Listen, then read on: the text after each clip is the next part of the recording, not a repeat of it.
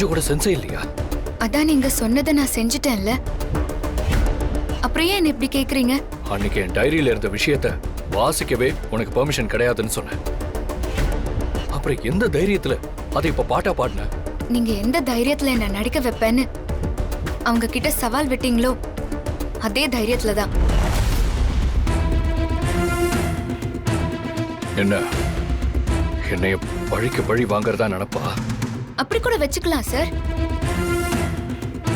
ஹே, யார்கிட்ட பேசுறேன்னு தெரிஞ்சுக்கிட்டு கொஞ்சம் கவனமா பேசு.